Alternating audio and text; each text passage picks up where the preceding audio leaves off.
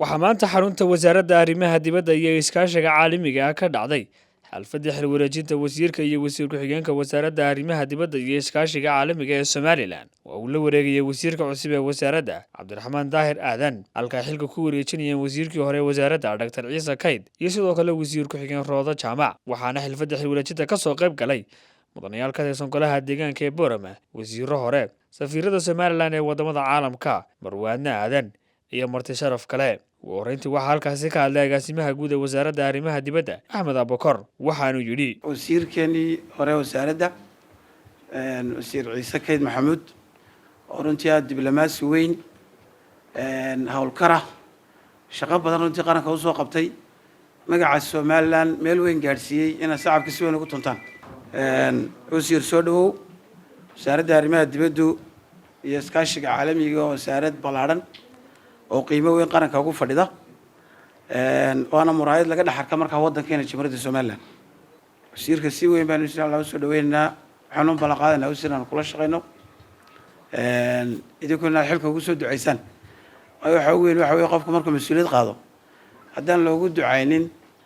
oo hambaliyada la badiyo oo la kufaya marka dambe marka ducadaad badinaysaan oo wasiir waayaraga wasiir khibrad badan leh إن شاء الله تعالى وزارتنا وفهم دونا قابك وشقيس iyo nidaamka u shaqeyso waxaynu uun halkan isugu nimi inaynu sii sagootino oo sii nabadgeliyeyno wasaaradii hore labada wasiir Dr. Ciise Kayd iyo Rooda Jaamac Cilmi una mahadnaqno shaqada wanaagsan ee ay qaranka u soo qabteen aad iyo aad bay u mahadsan yihiin soona dhaweyno wasiirka cusub Cabdiraxmaan Daahir Aadan Bakaal saaxiibkay inaynu isagana ku soo dhaweyno bogaadinta kadib sida agaasimaha guud sheegay ducadu waa muhiim inaynu xilka ugu ducayno inuu Ilaahay ku asturo ducadu masqara maaha samaduna insha Allah way furan tahay Ilaahay xilka uu ku asturi wasaaraddan arrimaha dibadda waa muraayadda Jamhuuriyadda Somaliland ee qarankan waa halka laga daawado waa halka caalamku ka eego waxaan ku kalsoonahay rajaynayaan wasiirka iyo hogaamintiisu inay sawirka Somaliland laga haysto ee quruxda badan qolada maanta imanaysa waxa uu hogaaminayo Cabdiraxmaan Daahir Aadan oo runtii qof aad u qiimo badan oo dadaal badan oo runtii waqti badan iyo juhdi badan geliyay in uu dalkani horumar sameeyo fikirkii iyo aqligii iyo dadaalkii uu sameeyay waxaan leenahay Ilaahay ku fudeeyo wad si laba laabaysa insha Allah in Cabdiraxmaan Daahir Aadan isku wadan baan ka nimi isku dal baan deganahay muddo aad u badan baan isnaqaanay xusbigan imanka talada haya xusbiga wadan ee uu ka soo baxay Dr. Cabdiraxmaan Abdullaahi in badan baan ka wada shaqeynay dadaalkii iyo fikradii aanu markaa niyadeeda ku jiray ama buuga ku qoran siyaasiga waxa ilaahay ka rajeenaynaa inuu dhaboobo oo uu noqdo mid suura geliya i'tiraafka Somalilandna waa inoo dhow yahay ha laga wada shaqeeyo dhamaantiin intaasaan oranaya Cabdiraxmaanna ha loo duceeyo waxaan ilaahay ka baryaynaa inuu wasiirka cusub ee wasaaradda arrimaha dibadda Cabdiraxmaan ilaahay xilka ku asturo waa wasaarad qaranka Somaliland maalintii qarannimadeeda ay la soo noqotay ilaa maanta runtii maalinba kaalin soo galaysay cid baana ku suntanayd hadday xukuumad tahay iyo wasiiradii loo igmanayba waxaanu ku faraxsannahay in Somaliland siyaasadeedii u dambeysay ee ku saabsanayd ama itijaah ku ahayd arrimaha dibadda sanadka maanta dhamaanaya bilowgiisii bishii koobaad kawdeedii 2024 inaynu dunida siraac ka abuurnay taasina waxay ku timiday aragtidii iyo fishankii uu lahaa madaxweynihii hore Jamhuuriyadda Somaliland Mudane Muuse Biixi Cabdi Dr. Ciise Kaydna oo ku suntanaa wasiirkii hawshaasi gacanta ku hayay in xukuumadda wadani ay ku abaal mariso tacabkii xisbigiisa soo gashadayna waxay ka turjumaysaa in xisbiyadu ilaaliyaan dadkii la soo dhintay oo ay magacaabaan waayo xisbinimada cibaado looguma jiro hiigsi iyo qofku fishan iyo aragti dheer buu leeyahay marka hanii'an baan ku leenahay Cabdiraxmaan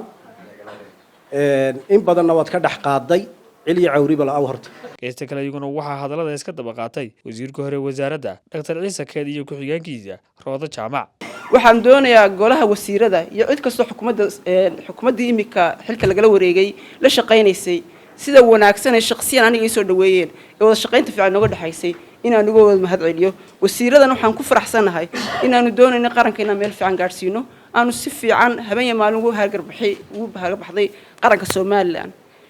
waxaan kala doonaynaa mahad noqo oo Soomaaliland la'aantood in marnaba ka maarmaynin qolyahan qurba joogta ee diaspora la yiraahdo waxaan doonayaa inaan wasiirka cusub Cabdiraxmaan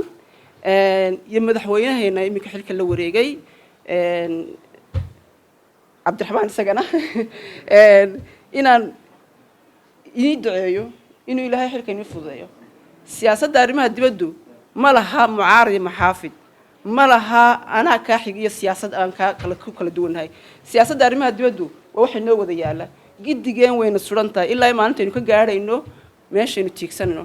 habeen iyo maalin ma seexanayno waxaanu tiigsigana waxa weeye wadankeena nabada iyo inaga aqoonsi hela marka taana waan ku garab taagnaana macni ma aha inaan kaga baxayno adaanu nala fariisiyay ee taas lama kala laha midaynu ku taaganahay mudane Cabdiraxmaan Daahir Aadan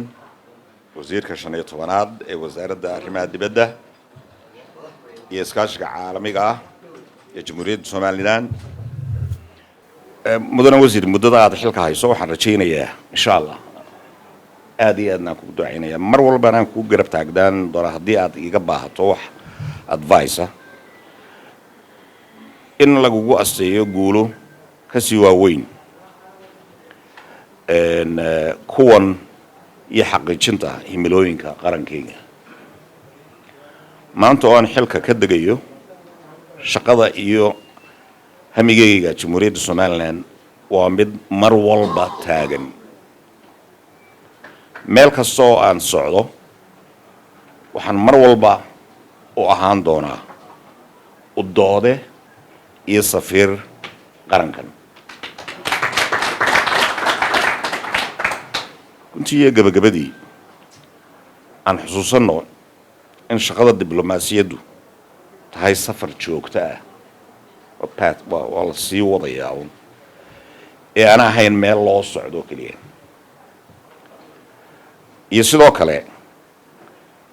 go'aan qaadasho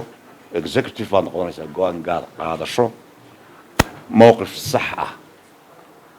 ee ay ku dhex leedahay bulshada adduunka ay maalin uun xaqiiq noqon doonto aqoonsiga Somaliland inaynu isu taagi doono inagoo wada jira inagoo dalkeenan og waxa uu soo maray wasiir waa adiga nasiib badan tahay aniga oo waxaan la kulmay markii aan wasiirka noqday dalka oo marxalado badan ay soo food saareen ka mid ahaa coronaviruskii waxa ka mid ahaa xasiloon darridii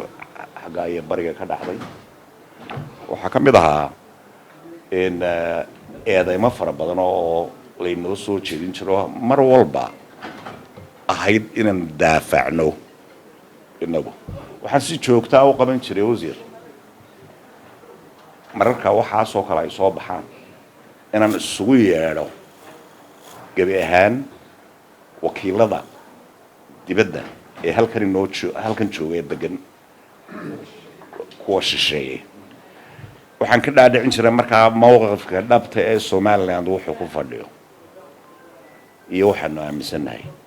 sidoo kale isaguna waxaa soo gunaanaday xalfadda xil wareejinta wasiirka xilka la wareegay Cabdiraxmaan Daahir Aadan waxaanu yidhi waxa weeyaan waqtigaan siin lahayn madaxweyne Dr. Cabdiraxmaan Maxamed Cabdilaahi Ciro in mandate-ka ummadiisu siisay ee muddada ku suntan ee doorashadiina insha Allah inaga soo dhamaatay doorasho dambe oo la kordhiyo u ballan qaaday waqtigeedii in la qabto inaan chance u siino dhamaanteen ku garab istaagno sidiisna siyaasadiisaasi ay tumida dhala u noqon lahayd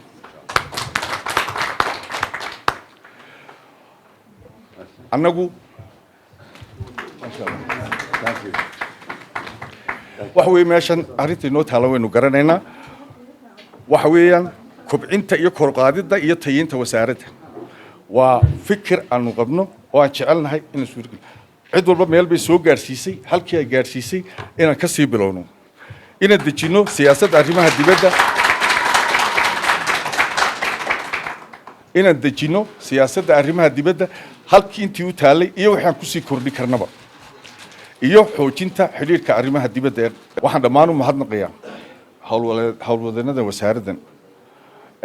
agaasimaha guud iyo dhammaan agaasimo waaxeedada oo dhan runtii sida wanaagsan ee diiran ay igu soo dhaweeyeen anay igu ballan qaadeen inay igula shaqayn doonaan wasiir aad baan kugu mahadnaqayaa waana kuu ducaynayaa waxaan runtii ku faraxsanahay sida wanaagsan ee sharafta leh ee aad u ballan qaaday inaad igu dhammaystiri doonto wareejinta anad ballan qaaday inaad garabkayga ahaan doonto wax kastoo kaaga baahdo aad baan kaaga mahadnaqayaa